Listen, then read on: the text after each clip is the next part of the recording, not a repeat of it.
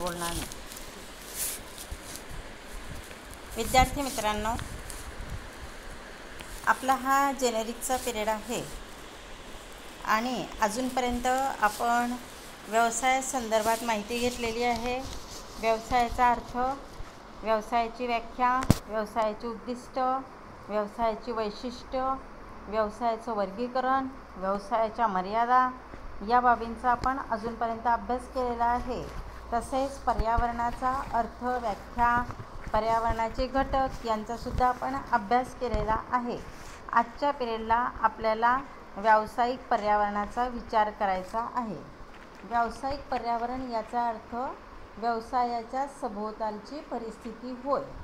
तर व्यवसायाचा विकास आणि विस्तार होण्यासाठी सभोवतालची परिस्थिती जर अनुकूल असेल तरच व्यवसायाचा विकास आणि विस्तार वेगाने होतो आणि सभोवतालची परिस्थिती जर प्रतिकूल असेल, व्यवसायाच्या विकासात अनेक अडथळे निर्माण करणारी असेल तर मात्र व्यवसायाचा विकास आणि विस्तार व्हायला अनेक मर्यादा येत असतात, अनेक अडचणी येत असतात.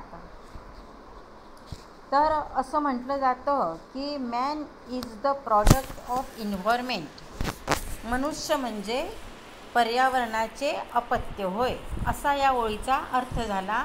Man is the product of environment या ओळीचा अर्थ मनुष्य म्हणजे पर्यावरणाचे अपत्य होय. तर मानवी जीवन म्हणजे नैसर्गिक घटक व त्याबाबतचा मानवी दृष्टिकोन यांचा संयुक्त परिपाकच म्हणावा लागेल. पृथ्वी, तेज, वायू, आकाश, जल ही पंचमहाभूते आहेत. पंचमहाभूतात पृथ्वी, तेज, वायू, आकाश, जल यांचा समावेश हा होत असतो. तर ही पंचमहाभूते नैसर्गिक आहेत, नैसर्गिक घटक आहेत, निसर्ग निर्मित आहे. तर ह्या नैसर्गिक घटक आणि मानवी दृष्टिकोन यांचा संयुक्त परिपाक झालेला आपल्याला दिसून येतो. मानवी दृष्टिकोन याचा अर्थ नैसर्गिक संपत्ती वापरण्याबाबतचे लोकांनी स्वीकारलेले धोरण होय.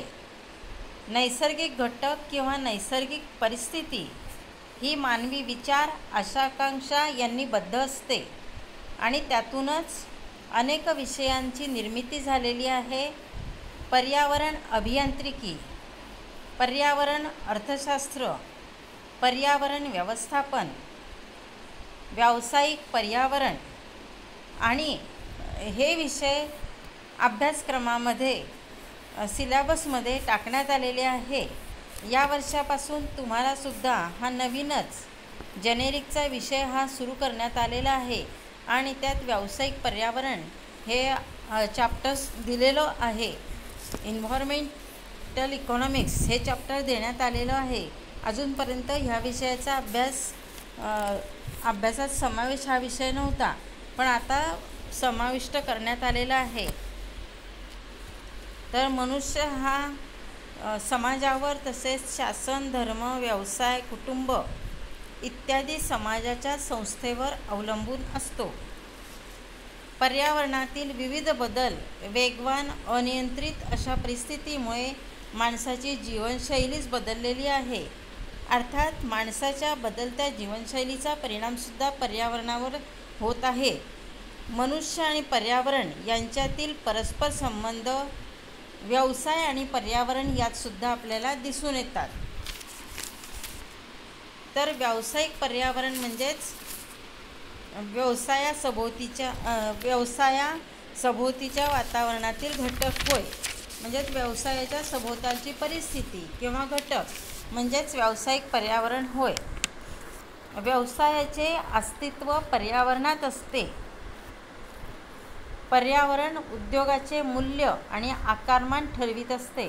कारण पर्यावरण जर चांगलं असेल तरच उद्योगाचा विकास हा व्हायला मदत होत असते आणि म्हणून असं म्हटलं जातं की पर्यावरण हे उद्योगाचं आकारमान आणि उद्योगाचं मूल्य ठरवित असते, उद्योगाची किंमत ठरवित असते.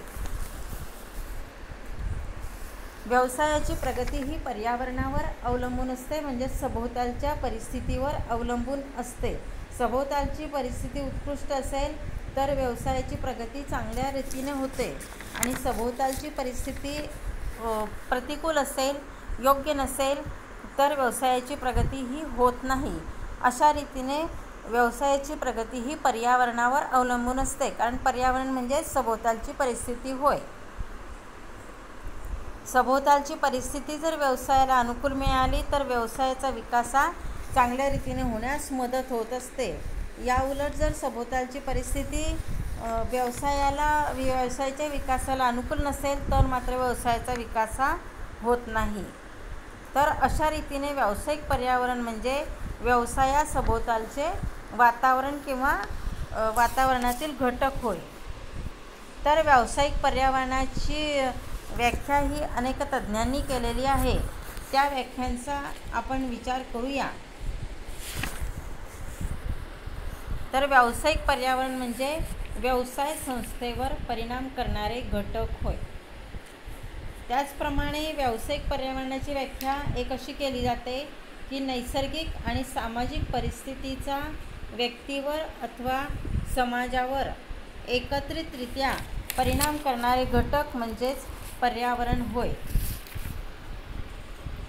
प्राध्यापक B.C. ब्राऊन यांनी व्यावसायिक पर्यावरणाची व्याख्या अशी केली आहे की व्यावसायिक पर्यावरण म्हणजे असे वातावरण की ज्यात व्यवसायाच्या उद्दिष्टांना छेद देणाऱ्या अनेक परस्परविरोधी घटकांचा समावेश केला जातो. उदाहरणार्थ युद्ध, शांत परिस्थिती, राष्ट्रातील तांत्रिक प्रगती, सांस्कृतिक जडणघडण किंवा ऐतिहासिक परंपरा इत्यादी.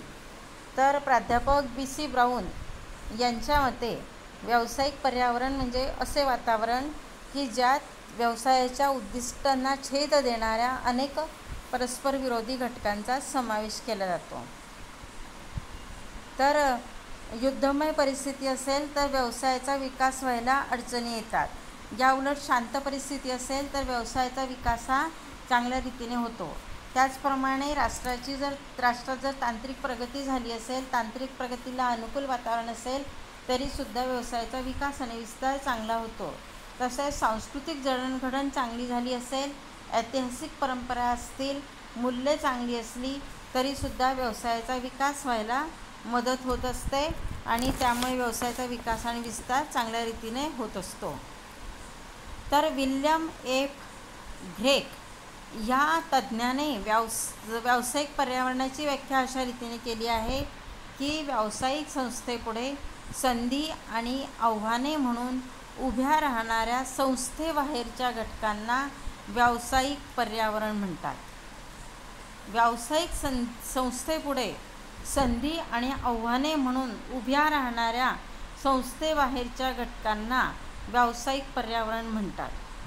आणि मग त्याने ते घटक असे सांगितले आहेत की त्या घटकांचा परिणाम हा व्यवसायावर होत असतो. त्यात आर्थिक, शासकीय, कायदेशीर, बाजारपेठ व स्पर्धा, पुरवठादार व तंत्रज्ञानात्मक, भौगोलिक व सामाजिक घटक हे होत. असे घटक विल्यम एफ ग्रेक यांनी सांगितलेलं आहे. म्हणजे त्यांच्या व्याख्येतून आपल्या असं लक्षात येतं आहे की व्यावसायिक पर्यावरणाचा अर्थ व्यावसायिक संस्थेपुढे अनेक संधी आणि आव्हाने असतात आणि या संधी आव्हानाला तोंड देऊन व्यावसायिकाला पुढे जावयाचं असतं. म्हणजेच एक सभोवतालची परिस्थिती नेहमीच अनुकूल असते असं नाही, तर बऱ्याच वेळेला ती आव्हानात्मक असते असं विल्यम एफ ग्रेक यांना म्हणायचं आहे. तर अशा रीतीने व्यावसायिक पर्यावरणाच्या व्याख्या अनेक अर्थतज्ज्ञांनी केलेल्या आहेत आणि या व्याख्यांवरून आपल्याला असं म्हणता येतं की व्यवसाय संस्थेची कार्ये व परिणामकारकता यांच्यावर प्रभाव पाडणाऱ्या व्यवसाय संस्थेसभोवतालच्या घटकांना व्यावसायिक पर्यावरण असे म्हणतात. तर व्यावसायिक पर्यावरणाची काही ठळक वैशिष्ट्ये आहेत. त्या वैशिष्ट्यांचा आता आपल्याला विचार करायचा आहे. तर व्यावसायिक पर्यावरणाचं पहिलं वैशिष्ट्य म्हणजे व्यावसायिक पर्यावरण हे अतिशय गुंतागुंतीचे असते.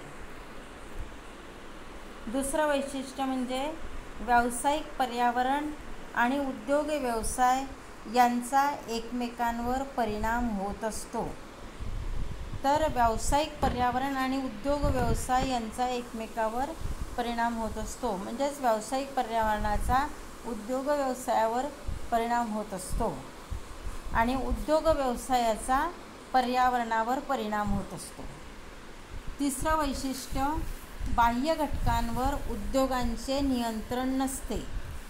त्यांचा थेट परिणाम होऊन उद्योजकांना आपल्या उद्योग व्यवसायात बदल करावा लागतो. तर अंतर्गत घटकांवर उद्योगांचे नियंत्रण असते, पण जे बाह्य घटक असतात त्या बाह्य घटकांवर उद्योगाचे नियंत्रण नसते. उलट उद्योजकाला आपल्या उद्योग व्यवसायात बदल हा करावा लागत असतो. असं व्यावसायिक पर्यावरणाचं तिसरं वैशिष्ट्य आहे. चौथं वैशिष्ट्य म्हणजे व्यावसायिक पर्यावरणातील काही घटकांचा विचार संख्यात्मक पद्धतीने करता येतो. तर व्यावसायिक पर्यावरणातील काही घटकांचा विचार हा संख्यात्मक पद्धतीने करता येतो. म्हणजेच त्यांचं संख्यात्मक पद्धतीने मोजमाप हे करता येतं. उदाहरणार्थ लोकसंख्या वाढ, राष्ट्रीय उत्पन्न, दरडोई उत्पन्न, आर्थिक विकासाचा दर इत्यादी. पुढचं आणि शेवटचं वैशिष्ट्य, 6वं वैशिष्ट्य, उद्योग व्यवसायाची परिणामकारकता यशापयश व्यावसायिक पर्यावरणावर अवलंबून असते. अशा रीतीने हे व्यावसायिक पर्यावरणाचं शेवटचं वैशिष्ट्य आहे की उद्योग व्यवसायाची परिणामकारकता यशापयश हे व्यावसायिक पर्यावरणावर अवलंबून असते. म्हणजेच व्यावसायिक पर्यावरण चांगलं असेल तरच उद्योग हा यशस्वी होऊ शकतो आणि व्यावसायिक पर्यावरण जर योग्य नसेल तर उद्योगाला पाहिजे तसे यश हे मिळत नाही. यश मिळण्यात अनेक अडचणी ह्या येत असतात. अशा रीतीने व्यावसायिक पर्यावरणाचे यशापयश हे पर्यावरणावर म्हणजेच सभोवतालच्या परिस्थितीवर अवलंबून असते.